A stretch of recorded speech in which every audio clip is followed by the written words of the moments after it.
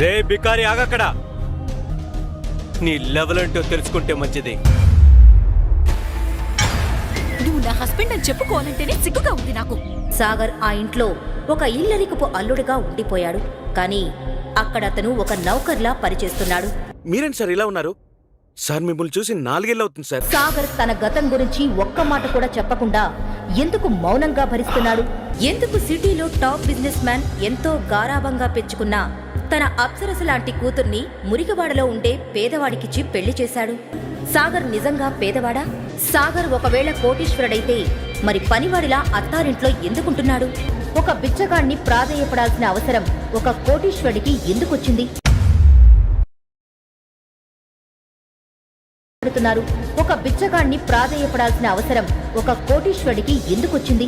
కోట్లు ఖర్చు పెట్టి కొన్న కారులో ఒక అడుక్కునేవాణ్ణి ఎందుకు ఎక్కించుకున్నాడు? ఎందుకు సిటీలో టాప్ బిజినెస్ మ్యాన్ ఎంతో గారాబంగా పెంచుకున్న తన అప్సరస లాంటి కూతుర్ని మురికివాడలో ఉండే పేదవాడికిచ్చి పెళ్లి చేశాడు?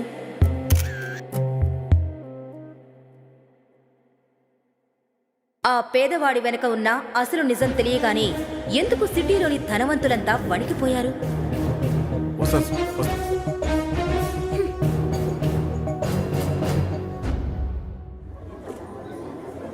ఎంతన్నా? 20 రూపాయలండి.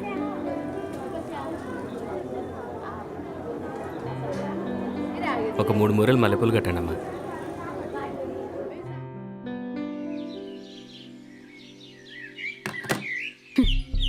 నువ్వు నా హస్బెండ్ కాకపోయుంటే నిన్నిప్పుడే కొట్టి ఏ నదిలోనే పడేసేదాన్ని. మా ఫ్రెండ్స్ వాళ్ళ హస్బెండ్స్ వాళ్ళ కోసం ఐఫోన్స్ ఇస్తారు, డైమండ్ రింగ్స్ ఇస్తారు. కానీ నువ్వు చీప్ గా 10 రూపాయలు పెట్టి పూలు తెచ్చావు. నువ్వు నా హస్బెండ్ అని చెప్పుకోవాలంటేనే సిగ్గుగా ఉంది నాకు.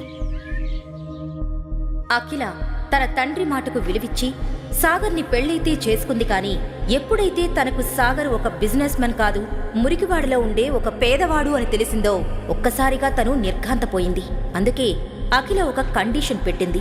ఇంట్లో కాకుండా బయట ఎవ్వరికీ కూడా సాగర్ తన భర్త అని తెలియకూడదు అని. సాగర్ ఆ ఇంట్లో ఒక ఇల్లరికపు అల్లుడిగా ఉండిపోయాడు. కానీ అక్కడ అతను ఒక నౌకర్లా పనిచేస్తున్నాడు.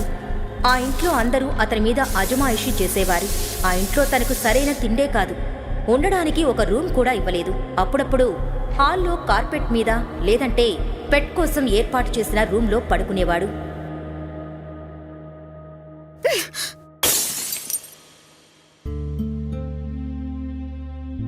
ఈ విరిగిపోయిన గాజు ముక్కంత వాల్యూ కూడా లేని ఈ బికారిగాడు ఒక పెద్ద బిజినెస్ మ్యాన్ అని అబద్ధం చెప్పి నా పెళ్లి చేశావు. ఎందుకు డాడ్? దాని బదులు నువ్వింకో ఫారెన్ బ్రీడ్ కుక్క పిల్లడి గిఫ్ట్ గా ఇచ్చినా సరిపోయేది. కనీసం ఈ సొసైటీలో ఒక స్టేటస్ అయినా ఉండేది. అఖిల తనని ఒక కుక్క కన్నా హీనంగా చూస్తుందని, ఆ కుక్కకిచ్చే వాల్యూ కూడా తనకివ్వట్లేదని, తను ఏం చేసినా చేదరించుకుంటుందని, అసలు తనంటేనే అసహ్యించుకుంటుందని తెలిసినా సాగర్ తన గతం గురించి ఒక్క మాట కూడా చెప్పకుండా ఎందుకు మౌనంగా భరిస్తున్నాడు? బ్రతిమలాడి మరీ అల్లుడిగా చేసుకున్న అఖిల తండ్రి సాగర్ని తన కూతురు పనివాడిలా చూస్తున్నా సైలెంట్ గా ఎందుకున్నాడు? కుక్క కన్నా హీనమైన ఈ ఇల్లరికపు అల్లుడు బ్రతుకుని ఎందుకు సాగర్ భరిస్తున్నాడు? అఖిల తన పెళ్లి ఫారిన్లో జరిగిందని తన ఫ్రెండ్స్తో చెప్పింది. తన హస్బెండ్ లండన్లో ఒక పెద్ద బిజినెస్ మ్యాన్ అని చెప్పి కవర్ చేసింది. అఖిల ఫ్రెండ్స్ ఎప్పుడైనా వాళ్ళ హస్బెండ్స్ ఇచ్చిన కాస్ట్లీ గిఫ్ట్స్ చూపించినప్పుడు తన మనసులోనే బాధపడేది. సర్లేవే, పెళ్లికెలాగో పిలవలేదు, అట్లీస్ట్ మీ హస్బెండ్ అయినా చూపిస్తావా? లేకపోతే అలా హడావుడిలో అయిపోయింది యార్.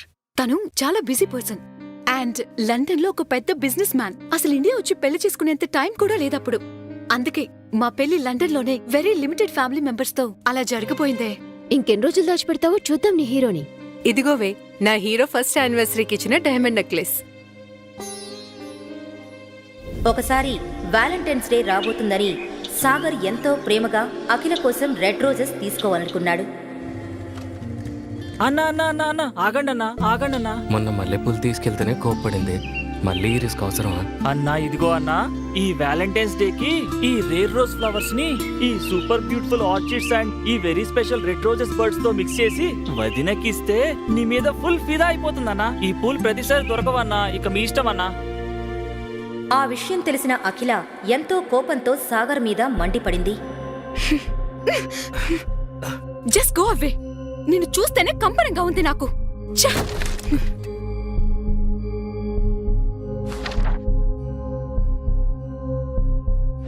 ఇదిగోవే నా హీరో ఫస్ట్ యానివర్సరీకి ఇచ్చిన డైమండ్ నెక్లెస్. సాగర్, సాగర్ ఎక్కడున్నావు? ఆ. ఇందాక నువ్వే వెళ్ళిపోమన్నావు కదా అఖిల. 100 అంటాను నా మూడ్ స్వింగ్స్ బట్టి. నిన్ను పెళ్లి చేసుకున్నాక నా లైఫ్ లో ఎలాగో పెద్ద స్వింగ్స్ ఏం లేవు గాని నా దరిద్రానికి ఈ మూడ్ స్వింగ్స్ ఒకటొచ్చాయి. సేమ్ నీలానే, దమ్మిడి ఖర్చు లేకుండా. సరే విను, నీకు 2 డేస్ మాత్రమే టైం ఉంది. ఏదైనా సరే వ్యాలంటైన్స్ డేకి నాకొక కాస్ట్లీ గిఫ్ట్ కావాలి. దాని కాస్ట్ మినిమం 1 లాక్ అయినా ఉండాలి. గిఫ్ట్ తీసుకురాలేకపోయావనుకో ఏదైనా రన్నింగ్ ట్రైన్ ఎదురుగా వెళ్ళి చావు. కనీసం నాకు పట్టిన దరిద్రమైన వదిలిపోతుంది. అఖిల, నేనంత డబ్బు నా కల్లో కూడా చూడలేదు. అంత కాస్ట్లీ గిఫ్ట్ నేను ఎలా తీసుకురాగలను? అది నన్ను పెళ్లి చేసుకోక ముందు ఆలోచించుండాల్సిందే. ఒక మగాడి వయ్యుండి కనీసం తన భార్య అడిగిన గిఫ్ట్ తీసుకురాలేవా? ఛీ! అఖిల మాటలకు సాగర్ మనసు చివుక్కుమంది. ఏమీ మాట్లాడలేక అక్కడ నుండి వెళ్లిపోయాడు. 2 రోజుల తర్వాత వ్యాలంటైన్స్ డే రోజు సాగర్ అఖిల దగ్గరకు వచ్చి ఒక గిఫ్ట్ బాక్స్ తన చేతిలో పెట్టాడు. అఖిల ఎంతో అసహనంగా ఆ బాక్స్ను ఓపెన్ చేసింది. అంతే, ఆ బాక్స్లో ఉన్న గిఫ్ట్ చూసి ఒక్కసారిగా షాక్ అయింది. ఏంటి? జిమ్మీ చూ శాండిల్సా? ఇవి 10 లాక్స్ పైనే ఉంటాయి. వీటిని నువ్వెలా తీసుకురాగలిగావు? అఖిల, ఆ ఒరిజినల్ అనుకుంటున్నావా? డూప్లికేట్ అవి అని సాగర్ అనగానే అఖిల ఎంతో డిసప్పాయింటింగ్గా ఆ శాండిల్స్ ని రూంలో పెట్టింది. కానీ వాటి క్వాలిటీ చూసి అఖిలకి ఎందుకో సాగర్ మీద కొంచెం అనుమానం వచ్చింది. ఎందుకంటే ఆ శాండిల్స్ చూడటానికి అచ్చం ఒరిజినల్విగానే ఉన్నాయి. తర్వాత రోజు అఖిల ఆ శాండిల్స్ షోరూంకి వెళ్ళింది. వెళ్ళగానే అక్కడున్న సేల్స్ గర్ల్ అఖిలని చూసి, మేడం, మీరు అగ్నిహోత్రి సార్కి ఫ్రెండా? మిస్టర్ అగ్నిహోత్రి? అతను అగ్నిహోత్రి కంపెనీస్కి వారసుడు కదా. ఇప్పటి వరకు అతన్నెవరూ చూడనేలేదు. పెద్ద పెద్ద వాళ్ళు కూడా అతని అపాయింట్మెంట్ కోసం చూస్తూ ఉంటారు. అతను ఎలా ఉంటారో కూడా తెలీదు. కానీ నువ్వెందుకలా అడిగావు? మేడం, మీ చేతిలో ఉంది కదా ఆ బాక్స్, జిమిచో శాండల్స్ వాళ్ళది. అవి చాలా స్పెషల్ ఎడిషన్ శాండల్స్. ఇలాంటి కటింగ్, డిజైన్, ఆ లోగో ఇవన్నీ డూప్లికేట్ చేయడం ఇంపాసిబుల్. ఇండియాలో ఇదొక్క పీస్ మాత్రమే ఉంది. అది నిన్న మిస్టర్ అగ్నిహోత్రి సార్ కొన్నారు. అంటే సాగరేనా ఆ మిస్టర్ అగ్నిహోత్రి? లేక సాగర్ ఏమైనా ఆ శాండిల్స్ దొంగతనం చేశాడా? బికారి అయిన సాగర్కు ఎక్కడి నుండి వచ్చాయి ఆ శాండిల్స్? సాగర్ వెనక ఉన్న అసలు నిజం ఏంటి? అతను నిజంగా డబ్బున్నవాడైతే ఇలా ఎందుకు ఇల్లరికపు అల్లుడుగా ఉంటున్నాడు? ఈ ప్రశ్నలన్నీ అఖిల మైండ్లో తిరుగుతూ ఉన్నాయి. కానీ ఆమెకింకా అనుమానమే. సాగర్ మొత్తానికి ఏదో మ్యాజిక్ చేసి ఈ శాండిల్స్ తన కోసం తెచ్చి ఉంటాడు అని. కొన్ని రోజులు అఖిల ఆ శాండిల్స్ గురించి మర్చిపోయింది.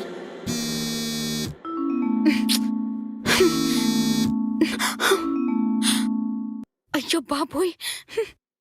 ఒకరోజు ఉదయం సాగర్ ఇంట్లోకి కూరగాయలు తేవడానికి బయటకు వెళ్లాడు. అప్పుడు అఖిల హడావిడిగా రెడీ అయి హాల్లోకి వచ్చి కోపంగా అరవడం మొదలుపెట్టింది. మమ్మీ, సాగర్ ఎక్కడా? ఈ మనిషి కరెక్ట్గా అవసరం ఉన్నప్పుడే కనిపించడు. నేనివాళ తన్ని నాతో పాటు ఆఫీస్కి తీసుకెళ్దామనుకుంటున్నాను. కానీ మహానుభావుడేమో ఇంట్లో లేడు. అలా అఖిల సాగర్ గురించి మాట్లాడుతుండగా అప్పుడే అక్కడికి వచ్చాడు సాగర్. ఇప్పుడు వీణ్ణి ఆఫీస్కి తీసుకెళ్దాం అవసరమా? నువ్వుండు మమ్మీ. సాగర్, ఎక్కడికెళ్ళిపోయావు? నేనివాళ నీకు ఒక చివరి అవకాశం ఇస్తున్నాను. నువ్వు నాతో పాటు ఆఫీస్కొచ్చి అక్కడేదో ఒక పని చెయ్యి. ఇక్కడే ఇంట్లో ఉంటే నువ్వు పని దొంగవైపోతున్నావు. ఇక త్వరగా పద, నీ మూలన నాకు కూడా లేట్ అయిపోతుంది. ఒక 2 నిమిషాలు అఖిల, వచ్చేస్తాను. పెళ్ళైన 2 సంవత్సరాలలో అఖిల నన్ను మొదటిసారి తనతో రమ్మంది. తనకు నా మీద ఎంతో కోపం ఉన్నా లోపల మాత్రం ప్రేమే. ఈ ఛాన్స్ మిస్ చేసుకోవద్దు. అట్లీస్ట్ తను ఇంప్రెస్ అయ్యేలా వెళ్ళాలి.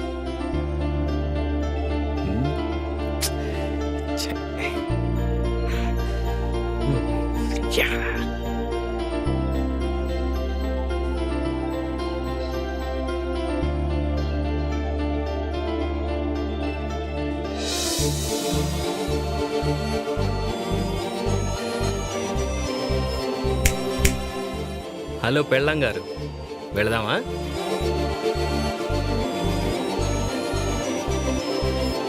ఐప్యాడ్ కూడా.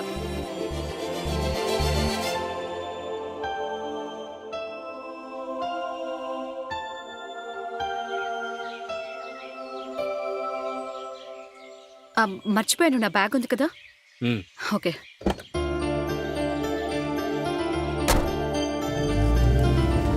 అఖిల ఇంకా సాగర్ కొంచెం సేపటికి అఖిల వాళ్ళ ఆఫీస్కి వెళ్లారు.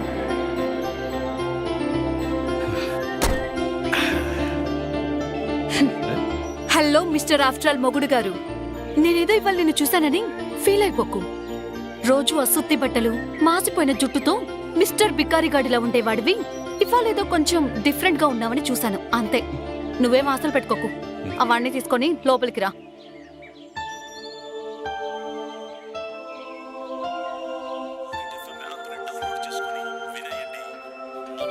హే ప్రిన్సెస్, హౌ ఆర్ యు? అసలు ఏమైపోయావు? ఎప్పటి నుంచో కలుద్దాం అనుకుంటున్నాం, ఇప్పటికిలా కుదిరిందనమాట యువరాణి గారికి. అయ్యో, యువరాని కాదు ఏమీ కాదు, ఏదో పని ఒత్తిడి వల్ల అలా అయిపోయింది అంతే. Oh okay okay. By the way, I have something for you. Surprise! Wow, చూడు నీకోసం ఏం తెచ్చాను. సబ్యసాచి లెహంగా దీపిక పత్తుకొని తన వెడ్డింగ్ లో కట్టుకుంది కదా, సేమ్ టు సేమ్ బ్రాండ్. నీకోసం స్పెషల్ గా తెప్పించా. ఇది మన రమ్య వెడ్డింగ్ లో కట్టుకో, అదిరిపోతుంది. వావ్, ఇది నా కోసం తెచ్చావా? This is so lovely. Thank you so much for the gift. వీటి గురించి థ్యాంక్ యూ ఎందుకు అఖిల? నీ ముందు ఇలాంటివి చాలా చిన్నవి. నా ఫ్రెండ్స్ నాడికి స్పెషల్ గా తెప్పించాను. జస్ట్ ఒక 20 lakhs అయింది అంతే. ఓ మై గాడ్, 20 లక్షలా? థ్యాంక్ యూ సో మచ్ గాయన్. ఇంకా పెళ్లిలో అందరూ నా గురించే మాట్లాడుకుంటారు. అఖిల సభ్యసాచి లెహంగాలో సెలబ్రిటీలా ఉందని. కరెక్ట్ గా చెప్పావు. నువ్వేమన్నా సెలబ్రిటీ కన్నా తక్కువ ఏంటి? అఖిల, ఈ లెహంగా డూప్లికేట్, ఒరిజినల్ కాదు. రే, ఏం మాట్లాడుతున్నావురా? నిన్ను చూస్తూనే అర్థమవుతుంది. ఒక బ్రాండెడ్ షర్ట్ కూడా కొనుక్కునే స్తోమతలో లేవు. దీని డూప్లికేట్ అంటావా? సభ్యసాచి పేరన్నా విన్నావా? ఈ లెహంగాని బ్రాండెడ్ కాదంటావా? హౌ డేర్ యు డర్టీ బకార్! రాణా ఏదో చెప్పబోయేలోపు సాగర్ అతన్ని ఆపి ఇలా అన్నాడు. ఒరిజినల్ లో సిల్క్ యూజ్ చేస్తారు, కానీ దీని ఫ్యాబ్రిక్ ఏంటి? చీప్ గా ఉంది. ఒరిజినల్ డిజైన్ డిఫరెంట్ గా ఉంటుంది. ఇదేంటి వేరేలా ఉంది? ఒరిజినల్ లోగోలో క్యాపిటల్ ఎస్ ఉంటుంది, కానీ దీంట్లో ఏంటి స్మాల్ ఎస్ ఉంది. ఇలాంటివి లోకల్ మార్కెట్లో 5-6 వేలకు దొరుకుతాయి. అప్పుడు సరిగ్గా దాన్ని చూసిన అఖిలకి అది నకిలీ అని తెలిసిపోయింది. అది చూసి రాణా సైలెంట్ అయిపోయాడు. దాన్ని కవర్ చేయడానికి ఇలా అన్నాడు. నా friend I think by mistake something like prank అనుకుంటా. నేను నీకోసం ఒరిజినల్ ఆర్డర్ చేశాను అఖిల. అయినా నేను నీకు డూప్లికేట్ ఎందుకు ఇస్తాను చెప్పు? I mean oh I just got a call. నేను ఇప్పుడు వెళ్ళేస్తా. Hello, okay okay. అరే, కొంచెం ఉంటే దొరికిపోయావంట్రా. కరెక్ట్ టైం కాల్ చేశావు.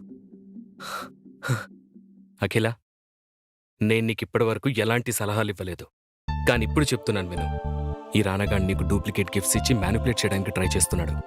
నేను నీకు మాటిస్తున్నాను, ఏదో ఒక రోజు ఖచ్చితంగా ఒరిజినల్ బ్రాండ్ గిఫ్ట్ తీసుకొచ్చి నీకు ఇస్తాను. వాడి కోసం ఎంత కష్టమైనా సరే నేను భరిస్తాను. సాగర్ మనసులో ఉన్నదంతా అఖిల ముందుంచి తన సమాధానం కోసం కూడా ఎదురు చూడకుండా ఆ క్యాబిన్లో నుండి బయటకు విసవిసా వెళ్లిపోయాడు. పెళ్ళైన 2.5 ఏళ్లలో మొదటిసారిగా సాగర్ నా గురించి పట్టించుకున్నట్లు అనిపిస్తుంది. రానా లాంటి వాళ్ళ నుంచి కాపాడుతున్నట్టు ఒక మంచి సెక్యూర్డ్ ఫీలింగ్. ఏంటో ఫస్ట్ టైం నాకు ఇలా అనిపిస్తుంది. సాగర్ని నా నుంచి దూరంగా ఉంచి తప్పు చేశానా? Excuse me madam.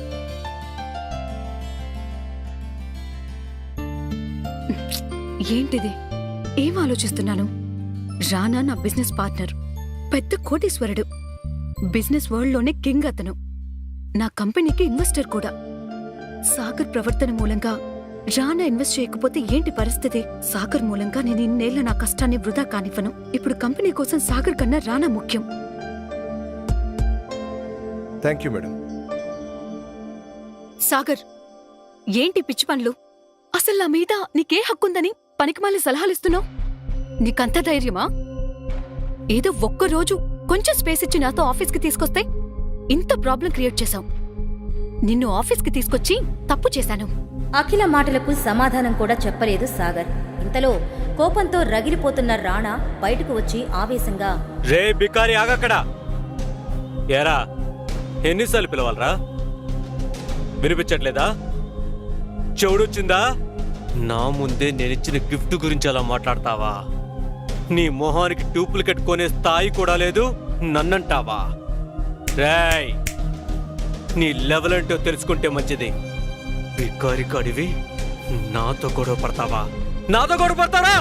సాగర్కి అందరి ముందు గొడవపడి దిగజారడం ఇష్టం లేదు. కానీ ఎవరైనా తన మౌనాన్ని అసమర్థతగా తీసుకుంటే మాత్రం సమాధానం చెప్పి తీరాలి కదా. అందుకే అప్పటి వరకు ఆపుకున్న కోపాన్ని మొత్తం ఒకేసారి బయటకు తీశాడు.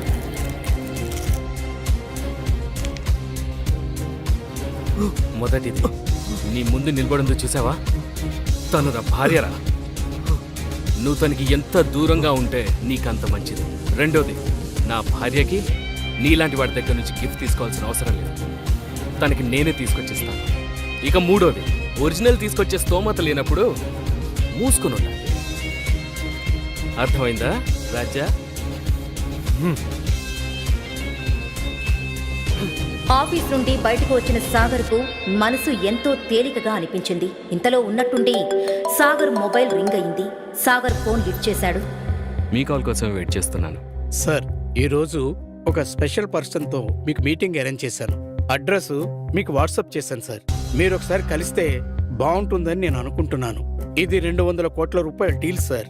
మీరు ఆ డీల్ ఫైనల్ చేసేదాకా మనం ఈ ప్రాజెక్ట్ని తీసుకోలేం సార్.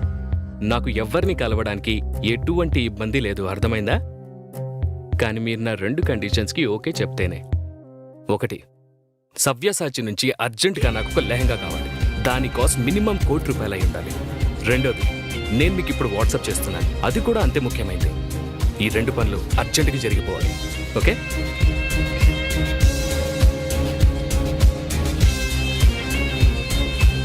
ఆటో చలో చలో. Golden pearl society. Golden pearl society సిటీలోనే కాదు, ఆ స్టేట్లోని లగ్జూరియస్ సొసైటీస్లో ఒకటి.